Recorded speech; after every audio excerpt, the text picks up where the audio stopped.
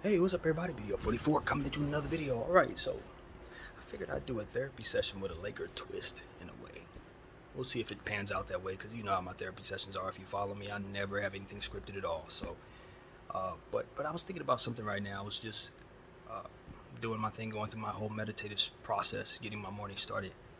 And I was considering Russell Westbrook and how his tenure has been with the Los Angeles Lakers.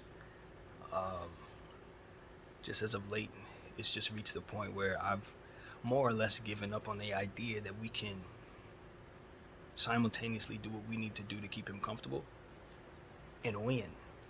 It's a very, very conflicting thing at this point in my mind. And so as I watch him continue to struggle in this uniform, particularly at home, I just think about, the idea of me when I was in some of my most depressive states, when I wasn't really allowing myself to be productive. What I would often do would be throw my whole entire focus and soul into video games.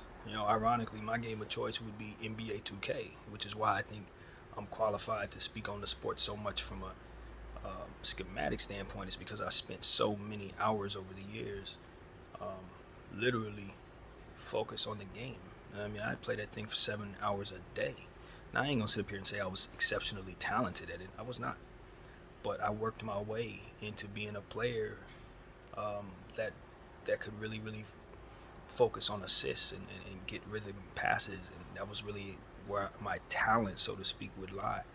And so I think of myself as someone who can kind of speak on certain things, I guess. Not maybe use the right lingo, but I know the science of the sport. I know it's in me. And so, from that perspective, I just feel like Russell Westbrook sometimes he reminds me of how I used to have a mentality as a player when I'd play online against players I couldn't beat. It became a situation where the servers used to attack me a lot because I would quit so many games. But the latency would be compromised 9 out of 10 times based on how they would affect things on the other end. So it would be so frustrating for me that it would trigger me into real fits, rage quits. You know how that is, normal stuff for a lot of people, but for me too was normal. Broke 4 or 5 controllers dealing with that type of thing. But I think for me, I put a target on my back as it pertains to those servers because of how often I would quit real, legitimate games that should not have been quit. And at the time, I was a very immature person who didn't have that honor in me to just sit there and respect that there was someone else actually holding a controller on the other end who was playing their best and wasn't going to quit if I was kicking their butt. But for me, I didn't have no respect like that. I didn't respect my own self in that regard, and I would initiate my own failure. You know what I mean? Instead of competing all the way through. I don't know if Russell's doing anything like that. I know my mental health has always been shot. I ain't gonna sit up here and act like I have it all together by any stretch of the imagination. I think that's why I think I'm qualified to make these therapy sessions and speak the way that I do. But at the same time, it's like, when you assess other people, you don't want to project. But if you see things that look as if they may be doing certain things that you can relate to, you might want to bring it to the camera's attention if you have a voice like mine. And I think I'm seeing something there. I don't know that Russell Westbrook's initiating his own failure in order to control circumstances like I felt I used to do as a child. But I think that he's somewhere in that ballpark because some of the things that it takes to win a basketball game, it just seems like it's very difficult for him to do those things in our building. You sit him somewhere else on the road, he's playing Sacramento, Indiana, he's balling all out of control. Charlotte, he's out of control. He can play poised, clutch basketball. When he's in this building, it's like he has to just not deal with that pressure. It's about having fun over dealing with the pressure of having the weight of the shoulders of Kobe and Wilt and all these other great Lakers on his shoulders. He was a stat guy who hasn't proven he can win. Players have left him, and I think that insecurity is here along with bad habits. KD left him, and I think that messed with his head too. The whole aura of that, just I can't win with you, I give up on you. I think that really messed with him, and I think he probably believed he couldn't win after that, and stopped looking to win after that, and started really just catering himself to winning, accumulating as much stats as possible to prove that he was better than KD or whatever his motivation was. But it certainly wasn't to get as good as he could to beat the opponent every damn night. It wasn't that. That never motivated this man, and it shows. I can see having some of the weaknesses that he has in the game. I can see that.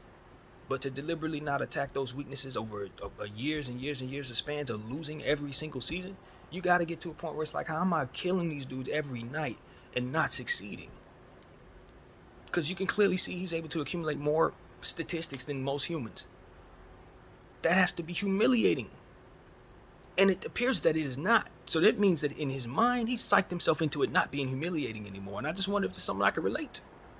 And you start initiating your failures. You start reaching for different scales within the circumstance that have nothing to do with winning. For me, it was to get out of the situation so I feel better about not getting my butt kicked on some weak stuff. Like, but whatever it was, it had to be worked through if I was ever going to win. You know what I'm saying? You can't win that way. You're going to initiate your own failure. You're going to make the other team not only a victor, but not respect you. You feel me? Like, that's what it came down to. That's what I got out of it. Now the servers are messing with my games, making it so that every shot I take is 10 times slower than it actually should be. I can't compete now because at that point they were on my backside because of how I behaved and put a target, as I said. So it's like, Russell's kind of in that space. Now they don't call his fouls. You know what I'm saying? He be driving at the rim left and right contact every time they don't call it. And it's like, I can get mad at the refs. But it starts with him not taking certain things seriously, I believe.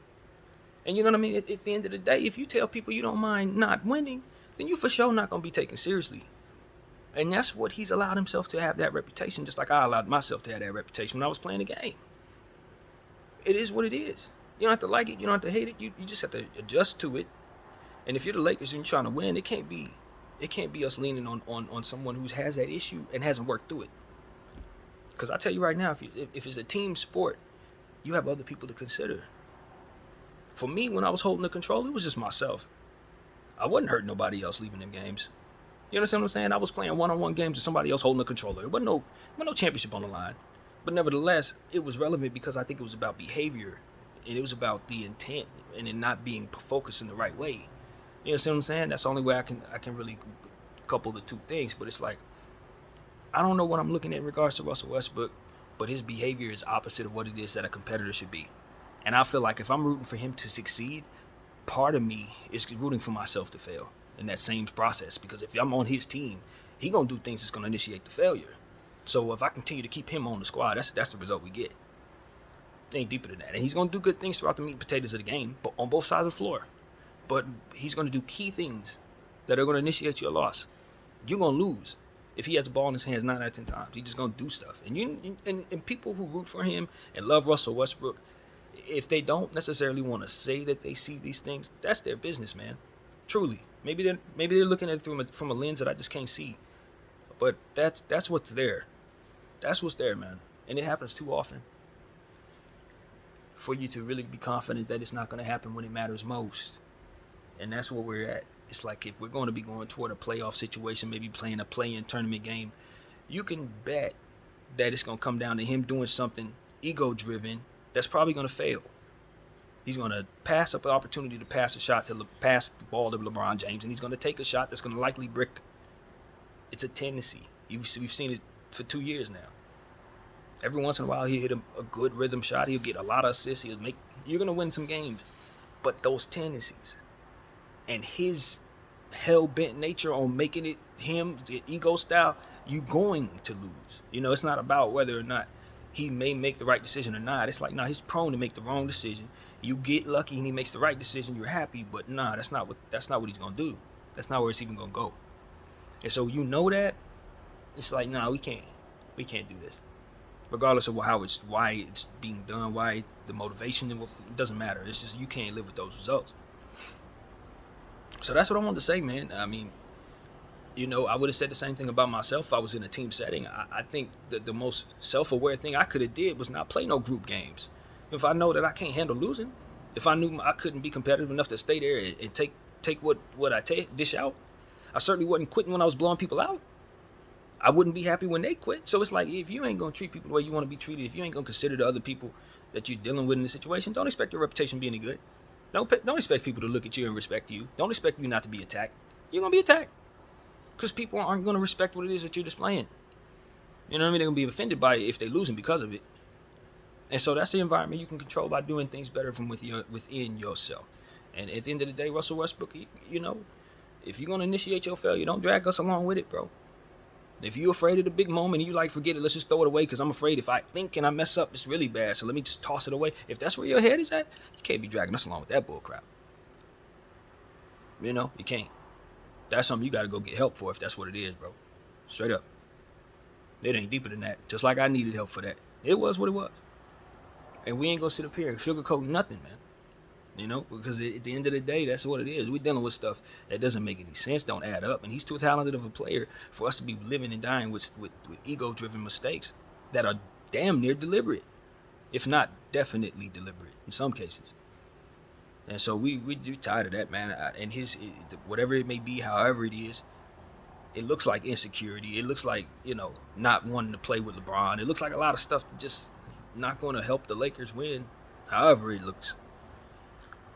So that's where I'm at, man. We got to go ahead and do what we got to do. I'm ready to trade Russell Westbrook. That's the moral of this therapy session as a fan. Those who follow me closely, you know, he has tendencies that remind me of me, man, when I wasn't ready to compete with others. That's the bottom line. And that's why it's relevant to make it a therapy session. Because, like, yo, this, from within a person who was doing stuff like that, you can't win with nobody like that.